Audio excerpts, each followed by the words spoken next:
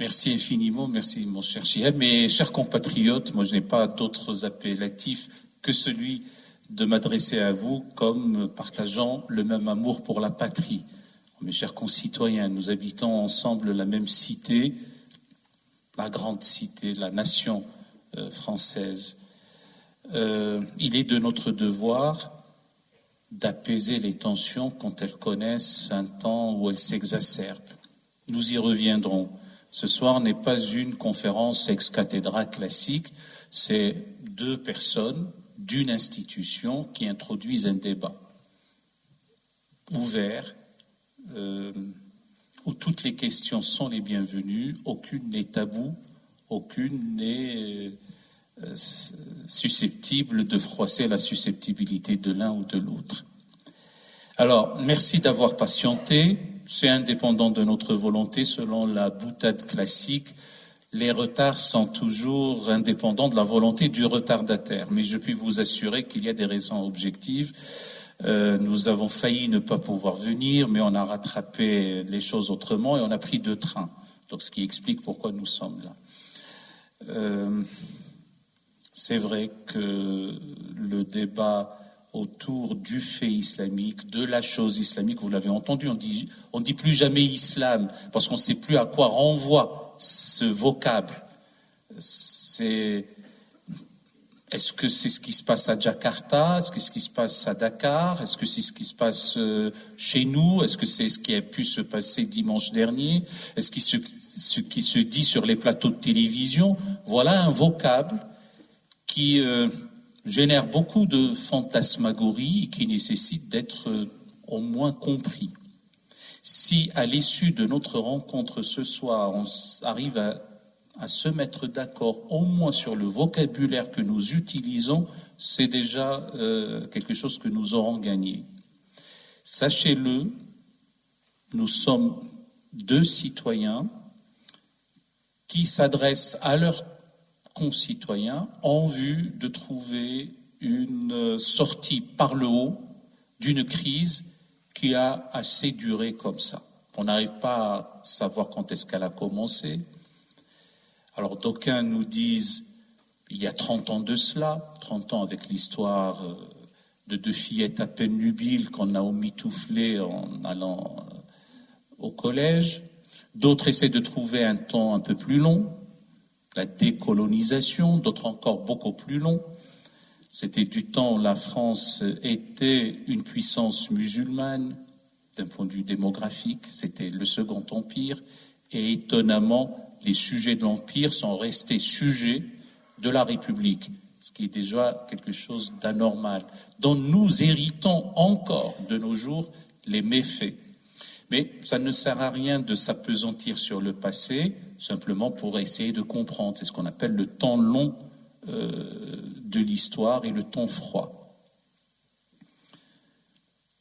Parfois je le dis, parfois je ne le dis pas, parce que nous sommes à notre 6e édition et nous continuerons comme ça, de ville en ville, de cité en cité, avec toute la noblesse qu'il y a derrière le mot, dans ces quartiers dits populaires ou dits difficiles. Alors pourquoi est-ce que nous allons de ville en ville dans notre université populaire? Parce que nous n'avons pas pu bénéficier de la logistique dont a pu bénéficier un certain Michel Onfray avec l'auditorium du mémorial de Caen. Eh bien, d'une faiblesse, nous ferons une force. C'est à nous de nous déplacer.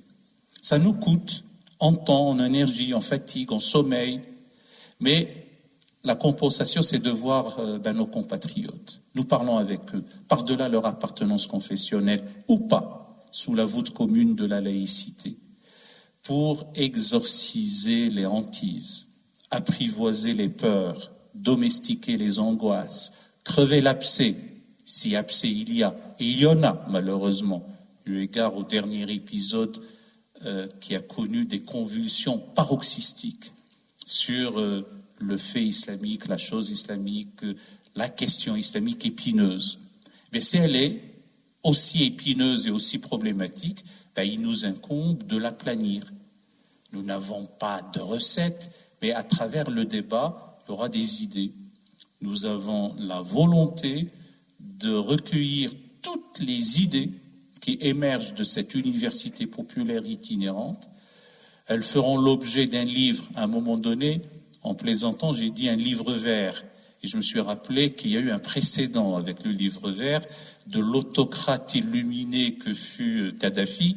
Et je me suis dit, allez, on va l'oublier tout de suite. Revenons aux appellations des livres blancs, comme on a l'habitude d'en avoir dans notre République. C'est pas pour qu'il reste de côté, c'est pour dire que, au moins, que cette question, si épineuse soit-elle, soit derrière nous. Je ne me fais pas trop d'illusions sur les frictions qui peuvent être générées par les hommes, enfin les hommes et les femmes, mais les hommes, c'est comme ça. Et nous autres Français savons de nous quereller, mais au moins que ça ne soit pas sur la question islamique, qu'elle soit aplanie. Ça prendra le temps qu'il faudra, 2 ans, 3 ans, plus, moins, et ça nous a poussé à le faire. Parce que aussi étonnant que ça puisse l'être, et peut-être c'est pas aussi étonnant que cela, le grand débat initié par le président de la République suite à la crise des Gilets jaunes, se trouve être un débat duquel la question islamique est absente. Peut-être pas tout à fait, mais on n'en parle pas. Eh bien, c'est à nous de prendre les choses à bras-le-corps. C'est une responsabilité. Nous n'éluderons jamais le choc des idées, les questions, aussi graves soient-elles. Voilà, c'est pour ça que nous sommes là. Nous voulons mettre à profit un temps privilégié de rencontre. Nous n'avons pas la prétention de savoir répondre à tout, mais pouvoir, le fait de le faire, oui, puisque il n'y aura pas de langue de bois. Nous essayons de réfléchir ensemble aussi. J'ai dit que je ne ferai pas de conférence, donc je ne monopoliserai pas la parole aussi longtemps. Pour le dernier épisode uniquement, parce que islam et république, pour certains, c'est oxymorique. J'entends que c'est incompatible, sans qu'on arrive à définir qu'est-ce qu'on entend par islam, sans qu'on arrive à définir qu'est-ce qu'on entend par république. Et on va tout de suite en disant que c'est incompatible. Et parfois, on parle de la laïcité et l'islam comme étant incompatible, alors que la laïcité se veut avant tout un principe de neutralité, un principe juridique. Or, le neutre, depuis quand est-il incompatible? Ni compatible même. Donc, ça veut dire que même les questions sont mal posées au départ. Alors, une manière d'introduire ce sujet, ne serait-ce que pour ce dernier épisode, alors je parle d'épisode, mais avec beaucoup de respect que j'ai pour ceux qui habitent aux Cévennes, c'est un peu comme on parle d'épisode Cévenol. Donc, il y a eu beaucoup de pluie, il y a eu beaucoup de matraquage. Certains disent « Ah, mais c'est l'islam bashing », les autres disent « Ah, mais c'est l'invasion ». Vous voyez bien, la dissimulation. On a appris encore un autre mot arabe, la taqiya, la dissimulation. Bon, on peut toujours remonter dans l'histoire, mais en ce qui concerne ce dernier épisode, à mon sens, et je le dis d'autant plus avec gravité au lendemain du 4e anniversaire où l'on commémore les attaques abjectes et ces attentats odieux du Bataclan, et même de toute l'annus horribilis de 2015 et au-delà, donc je peux comprendre qu'il y ait une véritable peur, une défiance, une haine même vis-à-vis de l'islam. Simplement, je ne mets pas sur le même pied l'islamophobie et ce que j'appelle la misislamie de mésos. Le mésos grec, c'est la haine, c'est la détestation, c'est l'hostilité, comme on aurait dit misogynie ou misanthropie, ou misandrie même. Donc voilà, alors que l'islamophobie renvoie à une peur irraisonnée. Et on en parlera tout à l'heure, parce que le prétexte fallacieux de dire « Ah oui, mais ce sont des individus qui ne veulent pas qu'on critique la religion islamique » est un argument captieux. S'il est brandi par les islamistes, c'est leur affaire. Mais toute théologie, toute philosophie, toute doctrine, toute idéologie qui fuit le débat, qui esquive le choc des idées, qui ne s'affirme pas dans la clarté de la rencontre des idées, finissent par se vulnérabiliser et s'atrophier. Redoutant l'asphyxie, il ne leur reste plus que le fanatisme et la violence pour subsister quelques instants. Donc il faut en être demandeur de critique. La critique, quand elle est populaire, elle peut être salutaire et non dénuée de bon sens. Et quand elle est académique, elle fait avancer le front du savoir, comme on dit, ou le front du savoir qui est cumulatif. Donc, je parle du dernier épisode. À mon sens, il remonte à un certain 28 septembre, où lors d'une convention dite de toutes les droites, il y avait un rhéteur de piètre qualité oratoire qui a osé dire, alors que c'est transmis en direct à la télévision, que le choix est entre l'islam et la France. Ça a ému beaucoup de personnes, musulmanes et non musulmanes. Et malheureusement, 3-4 jours plus tard, il y a eu, on ne sait plus maintenant comment la qualifier, attaque, attentat, incident, accident malheureux à la préfecture de police, puisqu'on nous dit que l'auteur de ces faits, finalement, n'était pas en pleine possession de ses facultés mentales. Ben, c'est comme ça, comme l'est d'ailleurs le vieillard à la mosquée de Bayonne. Ça a donné lieu à un grand témoin, le président de la République, qui parle de la société de vigilance, comprise par certains comme étant une société de défiance et de délation. Et puis, les choses avancent et on a eu un élu du Rassemblement national qui a interpellé une mère, la maman voilée, comme on les appelle maintenant. Et au lendemain de cette affaire, il y a eu l'attaque ou l'attentat, on dit un attentat quand c'est prémédité et préparé comme tel, l'attaque, ça peut venir comme ça, de la mosquée de Bayonne. Et puis les choses sont allées en s'exacerbant, et on dit souvent qu'une crise ne se dénoue que lorsqu'elle atteint son paroxysme. Je pense que le paroxysme a été atteint dimanche dernier, maintenant ça commence à être derrière nous pour cet épisode-là. Je ne sais pas de quoi l'avenir est fait, et maintenant on passe à autre chose, on passe d'ailleurs aux listes communautaires. Bien. Quelle est l'analyse que je fais, que je vous livre comme ça, qui est discutable, révisable, contestable? Je n'en ai aucune prétention à dire que ma lecture est la bonne. Je ne suis pas dépositaire de la vérité absolue sur cette affaire. Je fais une lecture en 4 points. Le premier, je déplore devant vous et ailleurs, et je l'ai fait et je continuerai à le faire, que la question de la norme religieuse, cette obsession de la norme, le voile, entre autres, ne soit pas un sujet de débat intra-islamique. Je déplore la frilosité, la pusillanimité des théologiens musulmans dans notre pays et ailleurs pour débattre sérieusement de cette affaire.